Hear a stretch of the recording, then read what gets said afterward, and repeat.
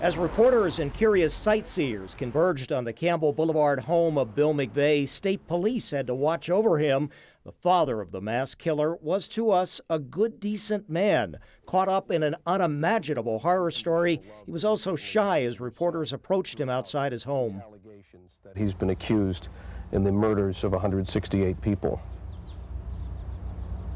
I really don't know how to answer that. I'm tough answering questions, as you've seen. I just don't know. He's still Tim, and it's tough to live with, but you have to, you know. It was hard for all of us to figure out how the Star Point High School grad who attended Good Shepherd Catholic Church in Pendleton could be able to do what he did after his service in the Army of the Persian Gulf War of 1991. The FBI closely questioned Bill McVeigh and Timothy's sister Jennifer in an effort to figure out his motivation for the mass murder at that Oklahoma City federal building. Some theorized it was related to the fiery previous Waco Branch Davidian standoff incident where many died in a compound. His father was always kind to reporters, but obviously also found it hard to accept what his son had done.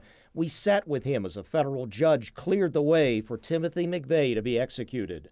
Realizing his pain and sorrow, the community supported Bill McVeigh, as we see here with an interview including a certain young radio reporter in 1995. We're friends of the family. We've known them for years. We're here to give them our support and our love and our time, and that's all we want to say right now.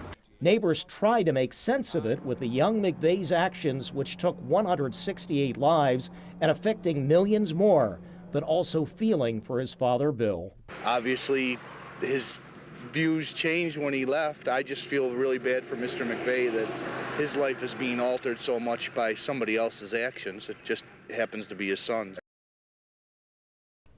Personal note, I was working in Rochester at the time, but briefly recall speaking to William McVeigh.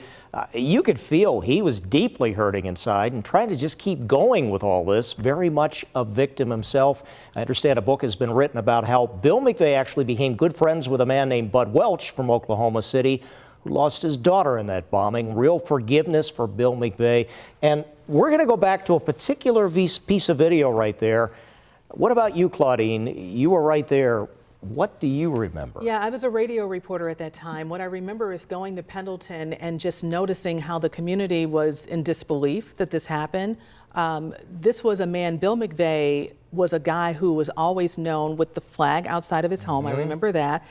Always mowing the lawn, right? And so this was just a typical family. People thought this couldn't happen here, but what it proved is that you just never know.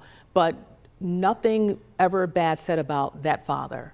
No. Nothing. No. Even to this day, nothing. No. I really think, again, he was a victim in many ways himself. Yeah. So. All right. Ron, thanks for that report. Taking us back 30 years. Wow. Hard to believe.